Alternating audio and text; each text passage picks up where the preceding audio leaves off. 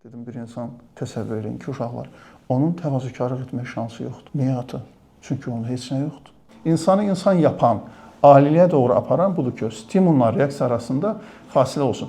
Yaxşı, bu fasilə nə üçün bizə lazımdır? Fasilə zamanı insan alternativləri düşünür və ən doğru alternativi seçir. Təvazökarlıq insanın ən təbii halıdır. Yəni, insan başa düşür ki, məndə olan şeylər ya genetikdir, ya da kimsə mənə öyrədib onu. Belə bir fikir var idi. Təhsil ortada olsa olar, amma tərbiyə mütləq ali olmalıdır. Bugün mövzumuz ali insandır və ümumiyyətlə biz baxsaq səmavi mətnlərə, təlimlərə, bütün səmavi dinlərin sanki məqsədi insanı ali insan yapmaqdır. Bizim bir romanımız var, Yerlə Göy arasında. Yerlə Göy arasında. O romanın epiqrafı giriş olaraq bu ayə ilə başlayır. Quran-Kərimdə bir ayədir. Deyir ki, biz onu ayələrimizlə göyə qaldırmaq istədik. O isə israrla yerə yapışmağı seçdi, tərcih etdi. Biz onu ayələrimizlə göyə qaldırmaq istədik, yəni ali bir varlığa çevirmək istədik. O isə ali olmağı istəmədi, yerə yapışmağı seçdi. Burada yerlə göy əslində bunu izah edir ki, bunu demək istəyir ki, hər kəsin içində həm yer var, həm göy var. Məsələ seçim məsələsidir. Məsələ sən hansını seçəcəksən. Və müasir dünya insanın yer tərəfinə daha çox fokuslanıb. Məsələ bundan ibarətdir. Müasir dünya davamlı olaraq sənin yer tərəfini qabardır, yer tərəfini, müasir psixologiyanı götürsək bu belədir. Məsələn, mənə görə özün üçün yaşa, egoizmə çağırış insanın yer tərəfidir. Bu instinktdir. Burada qeyri, ona görə kütləvi bu mənimsənilir. Kütləmi insanlar buna, necə deyim, bu tələyə düşürlər. Nəyə görə? Çünki yaxındır da yer tərəfimizdir bizim. Bir də var insanın göy tərəfi. Məsələn, biraz bundan əvvəl elə dövrlər olub ki, orada insanın göy tərəfinə daha çox israr var idi. Məsələn, ən azından bizim keçdiyimizdə bizim də müəyyən qədər görmüşük o dövrləri. Mənə elə gəlir ki, o dövrlərdə insanların göy tərəfinə daha çox köklənirdi. Məsələn, etməməyin qüruru insanın göy tərəfini qabartmaqdır. İnsanın göy tərəfini oyatmaqdır. Etməməyin qüruru. Etməyin qüruru yox. İndi deyirlər, etdim, dedim, bunu təbliğ edirlər də, ürəyimi boşaltdım, onu dedim, bunu sındırdım falan. Bir də var ki, etmədim, bağışladım, keçdim və bu insanın göy tərəfini oyatmaqdır. Ona görə bu təlimlər, bu çıxışlar, mühazirələr həm də bunadır. Bütünlükdə məqsəd, hədəf bundan ibarətdir ki, insanın göy tərəfinin oyatsın. İnsanın göy tərəfi oyananda o insan ali insana çevrilməyə başlayır. Oyatmaqdır. Məqsəd budur ki, insanın içində olan, insanın içində yatan göy tərəfini oyatmaqdır. Çox maraqlıdır ki, biz səmavi mətnlərə baxanda, məsələn, elə Quran-Kərimin annotasiyası olan bir ayə var. Yəni, Quran-Kərimi təqdim edir. Bu necə bir kitabdır? Elə girişində belə bir ayə var. Zəlikəl kitabu la raybə fih hudən lil muttəqin. Deyir, bu elə bir kitabdır ki, onda heç bir şübhə yoxdur. Ardınca qəşəng bir söz deyir ki, bu kitab təqvalıları hidayət etmək üçündür. Doğru yola yönəltmək üçün. Təqvalıları. Təqvalı dostlar bilirlər nədir? Təqvalı insan, belə zahirdə bir paradoks var da. Deyirsən ki, yaxşı, bir insan təqvalıdırsa, zaten yaxşıdırsa, bu Quran bunu necə yaxşı eləyəcək? Niyə? Elə bir ki, deyir ki, yaxşı insanlar üçün. Bu yaxşı kitab yaxşı insanlar üçündür. Yaxşı, bu insan yaxşıdırsa, sən nə eləyəcəksən burada? Deyir ki, məsələ cavablardan, şərhlərdən biri budur ki, əslində yaxşılıq göy insanın içində olmalı, içində var. Səmavi təlimlər gəlib quyuya su tökmək üçün gəlməyiblər. Quyuyun, məsələn, mənim yadıma gəlir, atamla birlikdə neçə ildən bir həyətdəki quyunu, məsələn, düşürdü quyuya, mən yuxarıda vedrəylə çəkirdim, gözünü təmizləyirdilər də, təmizləyirdi ki, o yenidən tutulurdu, görsən su azalırdı, düşürdülər o bulaqları, quyunun dibindəki bulaqları, indi bəlkə müasir nəsil bilməz bunu, amma bizim dövrümüzdə belə şeylər olub, yəni yaşadığımız şeylər. Bu elə bir şeydir əslində. Yəni o quyunun dibini, o bulağı təmizləməkdir, quyuya su tökmək deyil. O təqvalılıq insanın içində var. Səmavi təlimlər gəlirlər, onu oyatsınlar, onu təmizləsinlər və onu bizdə desinlər ki, bu daha vacibdir. Ali təhsil olmaya da bilər, ali tərbiyə mütləq olmalıdır. Bütün səmavi təlimlərin çağırışı bunadır. İnsanı aliliyə çağırmaq, insana demək ki, sənin ali tərəfin var, ülvi tərəfin var. Maraqlıdır ki, məsələn, ali sözü görürsünüz, nə qədər ancaq gözəl şeylərin əvvəlinə qoyulur. Ali təhsil, ali savad, ali tərbiyə, ali mədəniyyət və s. və s. Ona görə bütün bu məqsəd insanı aliliyə çağırmaqdır. Ali insan kimdir? Ali tərbiyəli insan kimdir? Bu haqda o qədər geniş mövzudur. Dünən dostlardan biri deyir ki, bəlkə bu mövzunu silsilə eləyək. Deyirəm, həqiqətən də elə mövzulardandır ki, məsələn, ali tərbiyəli insan haqqında, ali insan haqqında danışsaq, gərək çox danışaq, amma qısa bəzi şeyləri mən istəyirəm danışam, çox qısa danışacağam bu günləri. Ali tərbiyəli insanla bağlı iki dənə şey danışmaq olsa, əsas şey biri budur. Baxın, psixologiyada deyirlər ki, xüsusən davranışçı psixoloqlar, bir istiqamət var, psixologiyada davranışçı psixoloqlar deyirlər. Onlar deyirlər ki, insanı belə şərh edirlər, insanın bütün fəaliyyətini belə şərh edirlər. Stimul, reaksiya. Stimul, reaksiya, yəni siqnal, reaksiya. İnsan necə yaşayır?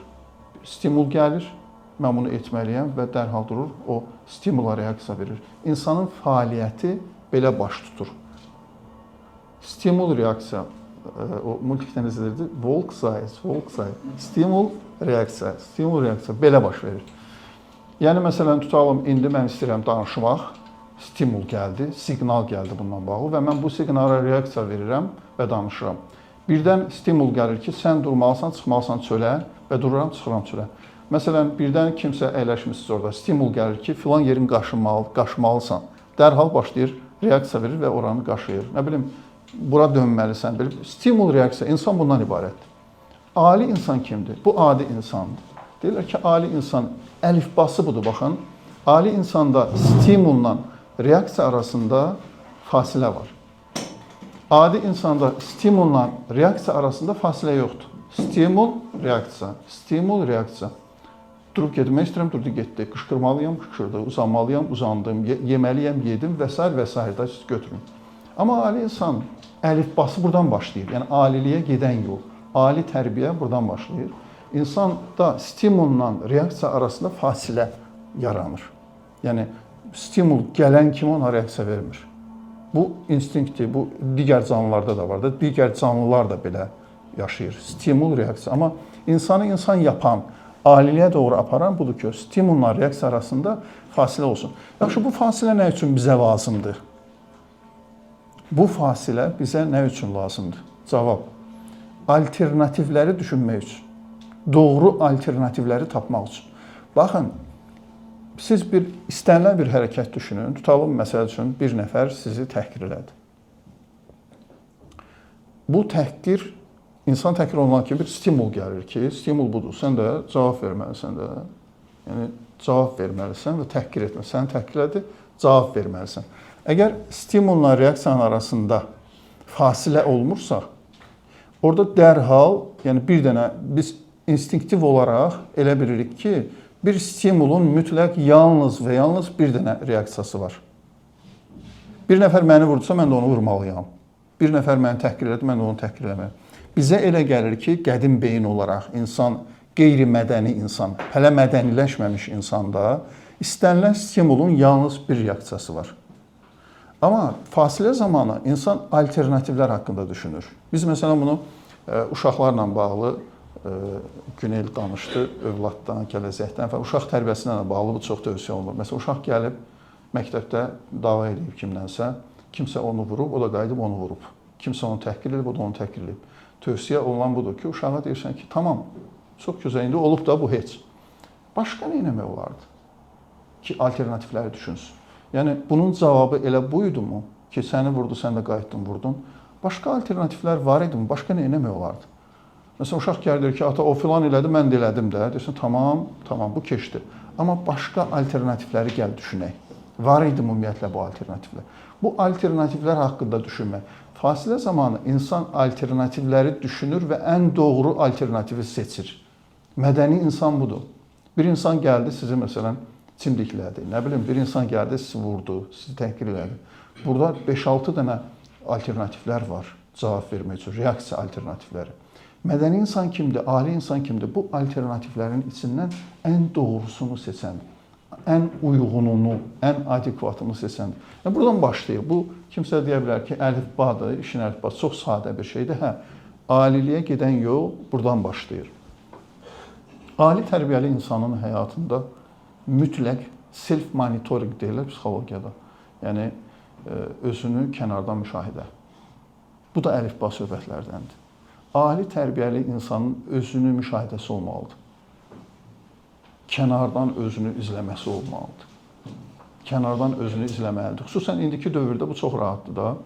Məsələn, hamımızın demək olar ki, çəkilişləri var da kənardan, fiziki olaraq kənardan necə görsənirik. Hətta mənim bir hekayəm var. Həqiqətən qəşəng hekayədir. Özümün də sevdiyim hekayələrdən bəzən dostlar bəlkə də oxuyublar. Orada insan o qədər özünü kənardan müşahidə eləmək istəyir. Yəqin mənim təlimlərimdə olub, çox təsirlənib bu söhbətlərdən. Deyib ki, mən özümü kənardan müşahidə eləməliyəm və gedir evinə gizli kamera quraşdırır.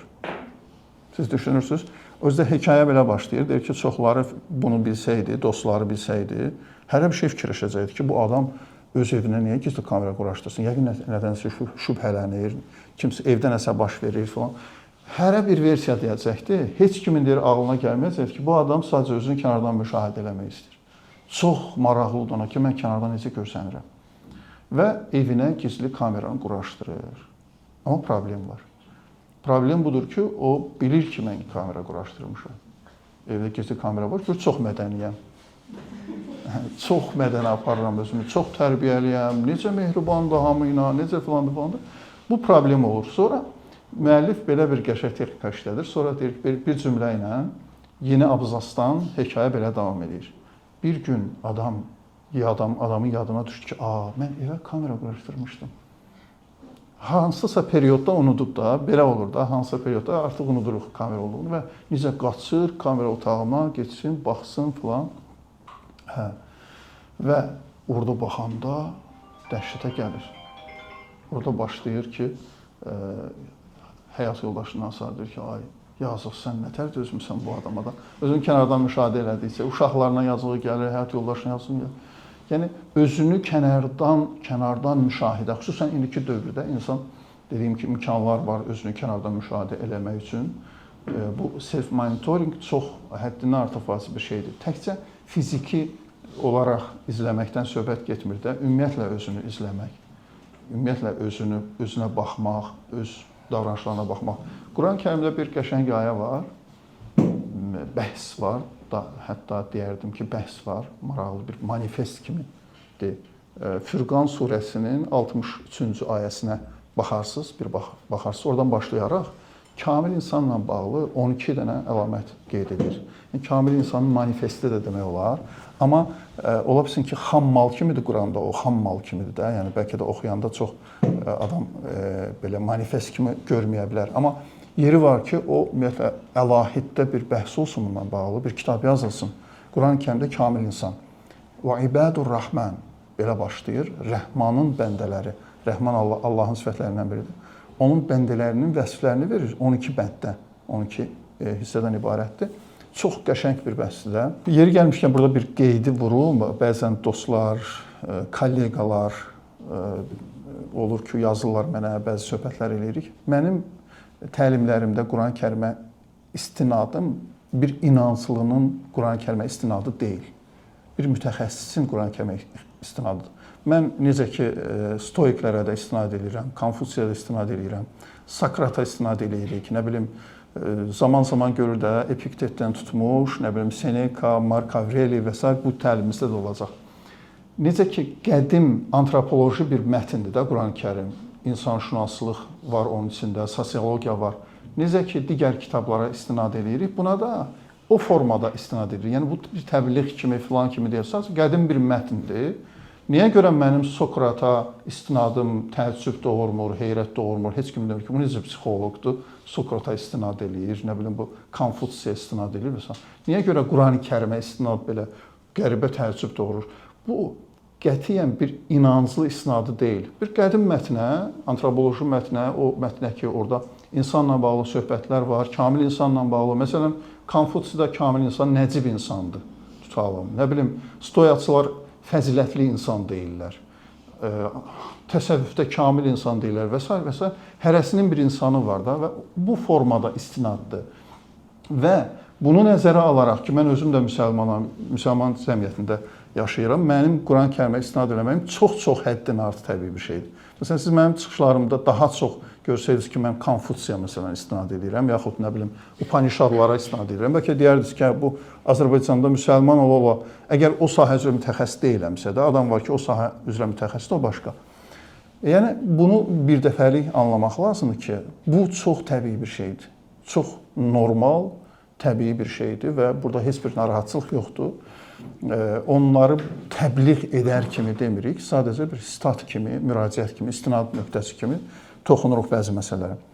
Deməli, Furqan surəsində Allah bu ayələrdə kamil insan haqqında danışır və ilk olaraq deyir ki, qəşəng bir ifadə işlədir. Deyir ki, onlar yer üzündə çox maraqlı özü bununla başlayır. İlk əlamət olaraq deyir ki, "Əllezîne yemşûne alel-ardı havna." Onlar yer üzündə təvazökarcasına yeriyərlər. Havnla yeriyərlər.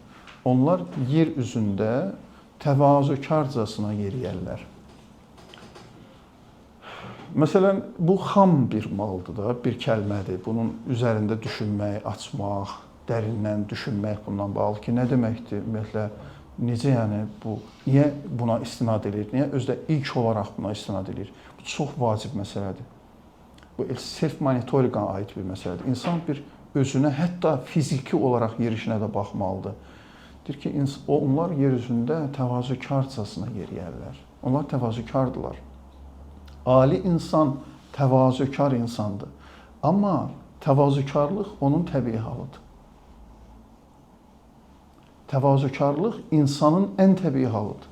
Dostlar, mənim dediyimin fərqi budur. Ola bilsin ki, hamı çağırır bizi təvazökar olmağa.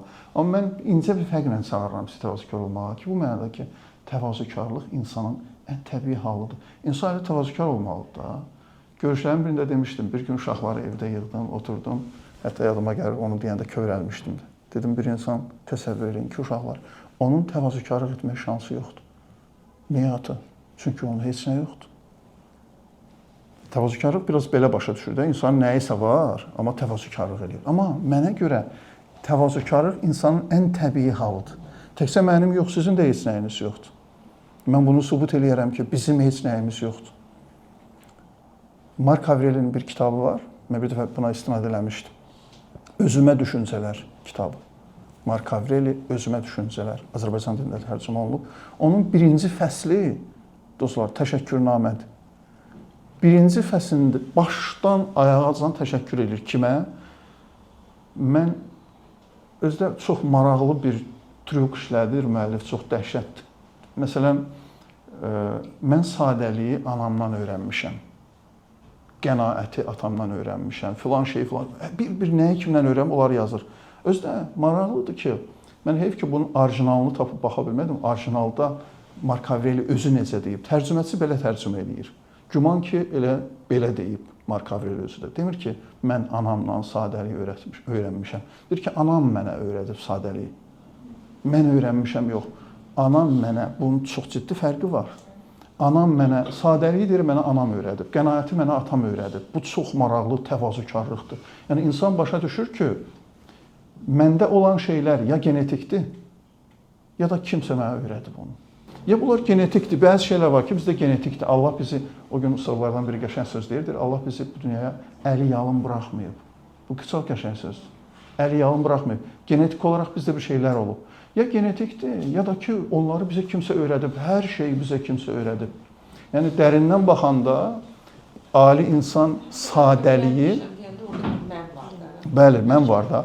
Siz təsəvvür edin, məndən əlavə, ümumiyyətlə, belə cümlələr çox həssasdır. Dünən bir kinoya baxıram, adını deməyəcəm sizə, çox gözəl kinodur. Həqiqətən çox, mən heç belə film görməmişdim, çox təsirli kinodur. Deməli, orada oğlan deyir ki, çox baxdım, dedim, əhsən də. Çünki o senarist o qədər peşəkardır. Fikirləşirdim ki, görün burada nə deyəcək. Oğlan sual verib, müəllim cavab verməlidir. Müəllimin cavabını gözləyirəm ki, nə deyəcək. Oğlan gəlir müəlliminə deyir ki, müəllim, sən mənə 8 il müddətində həbsxanada olanda sən mənə işığı öyrətdin. işıq oldun, işığı öyrətdin. İndi başına o qədər dəhşətli bir faciə gəlib müəllimin yanına ki, müəllim, indi də səndən istəyirəm mənə qaranlığı öyrədəsən. Sonra soruşur müəllim, sən mənə qaranlığı öyrədəcəksən? Müəllim də müdrik adamdır, baxır, deyir ki, sən qaranlığı öyrənəcəksən, bacı oğlu. Demir ki, mən sənə öyrədəcəm. Deyir, sən qaranlığı öyrənəcəksən. Yəni, mən o müəllimdən gözləmirəm ki, o müəllim qaranlığı öyrətsin. Amma yəni, həyat öyrədəcəksən, necə sən bunu öyrədəcəksən. İndi burada da demir ki, mən öyrəndim, deyir ki, anam mənə öyrətdi. Müəllimim mənə, nə bilim, filan şey öyrətdi. Bir nəyi kimdən öyrənibsə, mən onun adını qoyuram qədirdanlıq fəslidir. Birinci fəsil təşəkkür fəslidir. Yəni, bu sadə, ona görə deyirəm ki, təvazökarlıq ali insanın ən təbii halıdır. Qurama bir şey deyil. Bizim təvazökarlığımız quramadır. Yəni, biz elə bir ki, əslində bir şeyik, amma təvazökarlıq eləyirik. Yox, heç nə yoxdur. Mən çox demişəm də təlimlərimdə. Mənim, məsələn, mənlə bağlı ola bilsin, düşüncələrinizdə müəyyən müsbət şeylər var da. İstənilən bir şeyin əlini üstünə qoyun, mən onun məndən kənarda mənşəyini, mənbəyini göstərim. İnsanın heç nə yoxdur. Ali insan sadə insandır və onun sadəliyi çox təbiidir. Təvazökar insandır və onun təvazökarlığı çox təbiidir. İnsan onda çox böyük minnətdarlıq ruhiyyəsində olur. Siz təsəvvür edin, mən sevdiyim bir şəxsiyyətlə bağlıyım. Adam görürsən ki, məsələn, bu sevgi boş-boşuna deyil də. Biz, məsələn, mübarək aylardayıq da, Rəcəb ayı, Şaban ayı, sonra Ramazan ayı gələcək. Maraqlı bir münacat var. Münacat-ı Şabaniyyə deyirlər buna. Şaban ayı münacatı çox təsirli bir münacatdır. Çox gözəl bir münacatdır. Orada müəllif, yəni o münacat İmam Əlinindir, yəni İmam Əli eləyir o münacatı. İmam Əli orada qəşəng bir cümlə işlədir. Deyir ki, ilahi, sadəliyi deyirəm də, şərh edirəm. Deyir, ilahi, məni əgər cəhənnəmə atsan, burada bir dayanıq. Əvvələn bu şəxsiyyət, elə bir şəxsiyyət ki, Peyğəmbər haqqında nələr deyir və s. Bu adam cəhənnəmə düşmək ehtimalı verir. Keçən səfər bir pasiyentim var, deyir, müəllim, mən belə bir çıxmasını deyir, Allah məni də cənnətə aparmasın və kimi aparsın. Yəni, adam səmimi olaraq, təbii olaraq da ki, nətər olacaq, mən də gedim. Gör, bu adam deyir ki, ilahi, məni cəhənnəmə atsan, əvvələn bunu ehtimal verir ki, bu belə ola bilər. Və sonra da ədalət davası döymür, mən orada duracağım belə falan, deyir ki, ələntu əhləha ənni uhibbuk. Orada da durub deyəcəm, mən səni sevirəm. Orada da elan eləyəcəm ki, mən səni sevirəm. Bu, niyə görə belədir? Çünki o çox yaxşı başa düşür ki, özündən bir şey yoxdur. Bu, Allahın lütfüdür. O gün səhər durdum və belə bir ayə çıxdı qabağıma. Deyir ki, cənnət əhlinə, möminlərə cənnət miras veriləcək. Cənnət onlara miras kimi veriləcək. Bu çox düşündürücü bir ayədir. Miras kimi. Miras nədir? Mirası biz qazanmırıq. Mirası bizə kimdənsə qalır da, hazır bir də xəbər gəlir ki, filan yerdə sənə miras qalır. Yəni, bu qədər səni sadəliyə sən, mən qazandım, nə qazandın sən? Əbədiyyətdən söhbət gedir, əbədi nemətlərdən söhbət gedir. Əgər kiminsə buna, yəni, möminləri nəzərdə tutur. Yəni, belə bir inanç varsa, sən nə ilə bunu qazandın? Deyir, miras veriləcək. Hə, elə bir ki, ata görür, uşaq müəyyən cəhdlər eləyir, deyir ki, hə, yaxşı, əladır. Elə böyük bir mükafat verir ki, uşaq elə bilir ki, onu özü qazandı. Halbuki o özü qazanmadı, nə qazandı? Yəni, bizi bütün səmavi təlimlər belə səmimi, təbii, sadəliyə çağırırlar. Ən böyük rahatlıq da budur. Ən böyük rahatlıq da budur. İnsan bütün yarışlardan çıxır onda. Bütün yarışlardan çıxır. İnsan başa düşür ki, mən uyan, Allahın lütfüdür, Allahın verdikləridir. Nə yaxşı ki, belə olur. Bütün davalardan da çıxırsan sən onda. Agresiyan dəyişilir ürək ağrısına. Ürək ağrısına çevrilir. O insanlara ki, üstdən aşağı baxırdın, savadsızlığına, tərbiyəsizliyinə və s. və s. Hamısına belə baxırıq da, filan. 5 dənə kitab oxuyandan sonra bəyənmirik filan.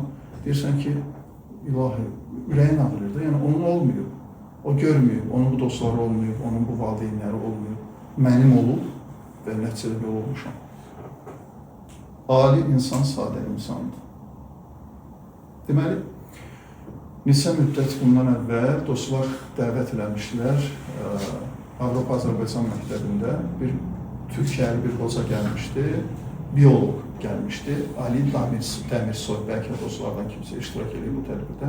Ali Dəmirsoy böyük bir bioloqdur, böyük tanınmış bir alimdir, dünya səviyyəli bir alimdir. O, yaşamın bioloji sirləri, mövzusunun adı belə idi.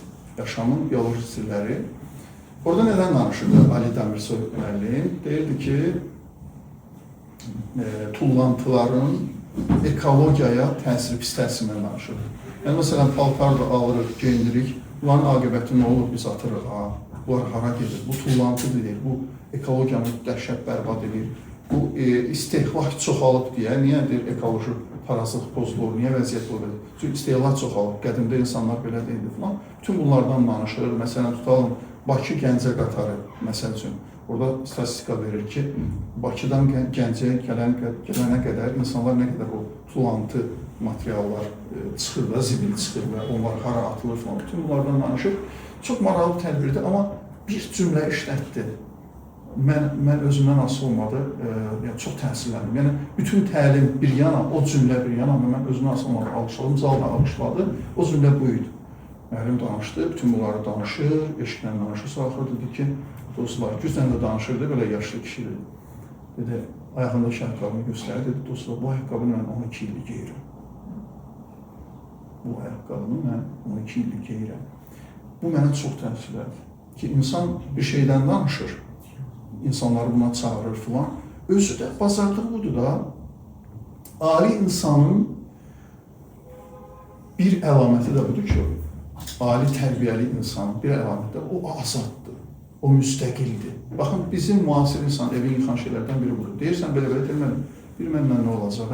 Hamı talayır, çapır, talayır, oğurlayır falan. Deyir ki, bu edir də, hamı edir, lap yox, mən eləmirəm.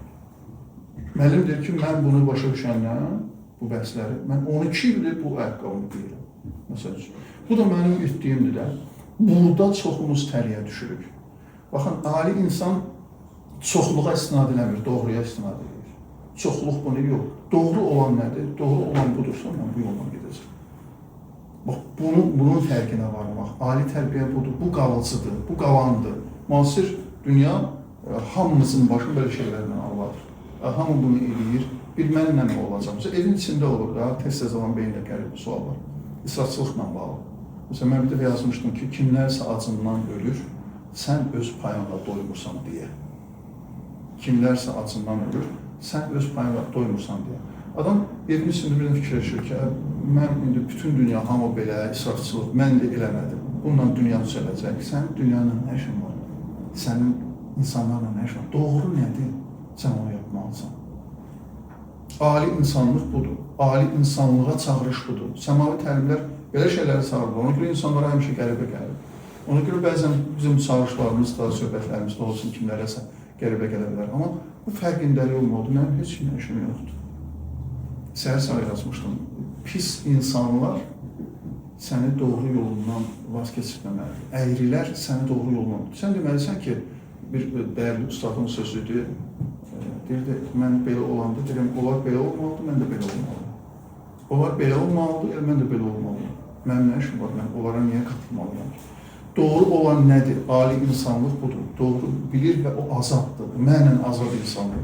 İnsanlardan azad insandır. Toplumlardan, çoxluqlardan azad insandır. O müstəqildir.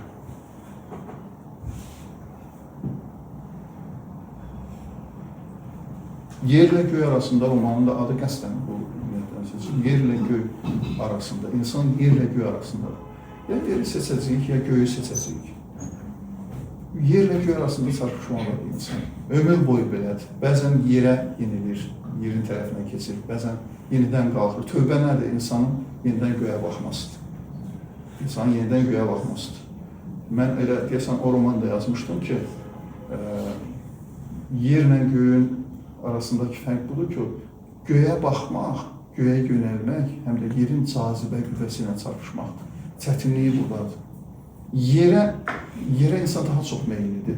Çünki Məsələn, tutalım da, yıxılmaq işi ən maraqlı və ən sadə bir şeydir. Yıxılmaq üçün nə etmək var? Özünü atırsan və yıxılırsan. Amma göyə baxmaq üçün, göyə bax istiqam, yerin cazibə qüvvəsinə çarpışmaq. Ona görə, amma cazibədardır. Amma o cazibəyə yoluxanlar, göyün cazibəsinə yoluxanlar, çətin ki, o cazibədən vaz keçsin. Bütün səmavi təlimlər, bütün bizi o göyə baxmağa çağırırlar. 9-cu mərtəbə romanında da oxuyanlar görür ki, orada da göy var. Orada da oğlanın göylə əlləşməsi var. Orada belə bir cümlə var, deyir ki, mən deyir, əvvəl göyüblə çox aram yaxşı idi, göyə çox baxardım falan. Sonra deyir ki, dünya qayğılar gedir və mən göyü unutdum. Sonra sual verir ki, göyü unutmağın cəzası nədir bu anın? Göyü unutmağın cəzası. İnsan göydən uzaq düşür. Bu çağırışlar, bu təlimlər, səmavi təlimlər, qədim təlimlər hamısı bizə xatırladır ki, bizə bunu xatırlatmaq lazımdır. Deməli, İslam təlimlərində atanın valideynin övladı sevməsinə bağlı çağırışlar azdır. Sualın cavabı heç düşünməyərək gəldi. Siz düşünün, məsələn, biz bəzən təlimlərimizdə danışırıq ki, böyüyə hörmət, böyüyünü eşitmək, böyük filan. Bəzən dostların haqlı etirazı səsi çıxır, deyirlər ki, bu qədər deyirsiniz, bəs böyüyə də demək lazımdır, kiçiyə hörmət, böyüyə də filan eləsin. Bu həm də o suala bir cavabdır. Baxın, sual. İslam təlimlərində biz baxırıq, görürük ki, hər yerdə var ki, uşağın, övladın böyüyə sevgisi, sevin atanızı, ona üf deməyin, ona belə xeyli çağırışlar var, nə qədər. Amma buradan bir yana çox az rast gəlir ki, valideynə desin ki, uşağını sev, ona belə elə. Sual verirlər, niyə bu belədir? Çünki deyir ki, ikincisi zaten var da.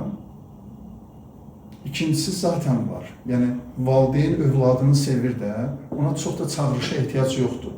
Amma birincisində çağırışa ehtiyac var. Birincisi çağırışa, diqqətə ehtiyac var.